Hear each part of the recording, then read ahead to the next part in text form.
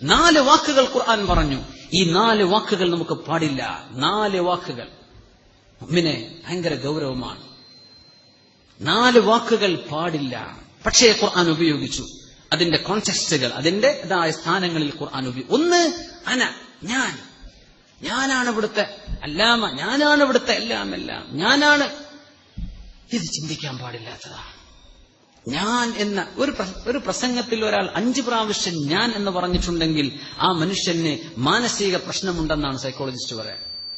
മാനസിക കുഴപ്പമുള്ള ആളാണ് ഈ 5 പ്രാവശ്യം ഒരു നിൽപ്പിൽ ഞാൻ എന്ന് പറയുള്ളൂ. സുബ്ഹാനല്ലാഹ്. അല്ലാഹു ശുദ്ധിയാക്കി തരാണ്. എന്തുകൊണ്ട്? അത് പറഞ്ഞവൻ ഇബ്ലീസാൻ ലഅനത്തുല്ലാഹി അലൈഹി. സയ്യിദുനാ ആദം നബി അലൈഹിസ്സലാമിന് സുജൂദ് ചെയ്യാൻ പറഞ്ഞപ്പോ എന്തു പറഞ്ഞു? ഖലഖ്തനീ മിൻ നാരിൻ വഖലഖ്തഹു മിൻ തീൻ. എന്നെ പടച്ചത് തീ കൊണ്ടല്ലേ, ആദം നബിയെ പടച്ചത് മണ്ണ് കൊണ്ടല്ലേ. മണ്ണ് നിലത്ത് കിടക്കുന്ന സാധനമാണ്. തീയാണെങ്കിലോ ആളിപ്പടരുന്നതാണ്.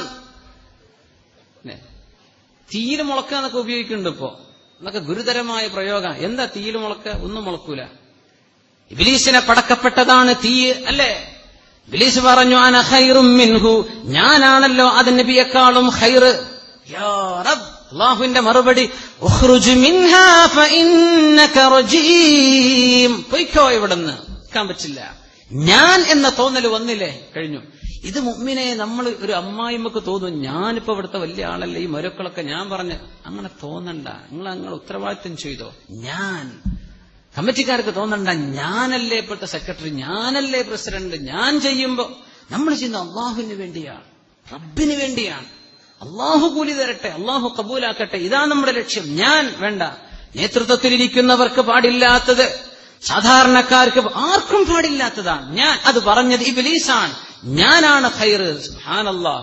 സ്വഹാബത്ത് പോലും, സ്വഹാബികളൊക്കെ എന്തൊരു പേടിച്ചു എന്നാ. നമ്മളൊക്കെ ഈമാൻ ഭയങ്കര ഗൗരവമാണ് മുഅ്മിനെ, ഭയങ്കര ഗൗരവമാണ്.